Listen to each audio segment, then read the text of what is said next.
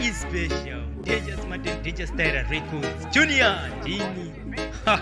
Wakadiwo kundiudza. Dai wakandiudza pamwe zvaiva nani. Ndaideni ndakasara zviri nani. Dai wakandiudza pamwe zvaiva nani. Ndaideni ndakasara zviri nani. Inorufu tauro ndakuya. Pamwe ndo saka usina kundiudza. Inorufu tauro ndakuya. Pepo pamwe saka usina kundiudza. Rest in peace kuna King Kwadi. Zvakandirwadza kutaura pachokwadi kuti ndisiyane newe iwe kana ndisingambodi nekuti iwe taida kuzofara tose. Ndikati rest in peace kuna King Kwadi. Zvakandirwadza kutaura pachokwadi kuti ndisiyane newe iwe ndisingambodi ende pamoyo pangu zvakandibaya.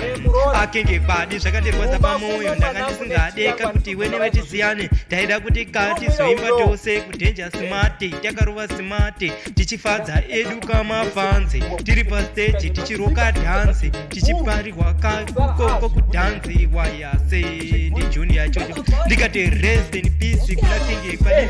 Zvakandirwadza kutaura pachokwadi kuti ndisiyane newe iwe kana ndisingambodi nekuti zvakatondirwadza pamoyo. Ndikati rest in peace kuna King Kwadi.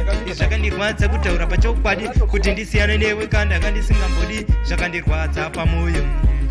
King Kwadi pamachona paya nandisaimbofunga kuti zvichauya nepaya ende ndaitika dhanzi rekwedu richafaya asi wewe kawakatorwa nasamatenga. Ndinoti kwauri kokuzorora murugare funge isu kuno hatisi kumira kushaura mangoma kausambotityira kuno tiri kutomabata zvekutobvira. Ndikati rest in peace kuna King Kwadi. Zvakandirwadza kutaura pachokwadi kuti ndisiyane newe iwe ndisingambodi kutaura pachokwadi. Ndikati rest in peace kuna King Kwadi. Zvakandirwadza kutaura pachokwadi kuti ndisiyane newe iwe ndisingambodi zvakandirwadza pangu kapamoyo.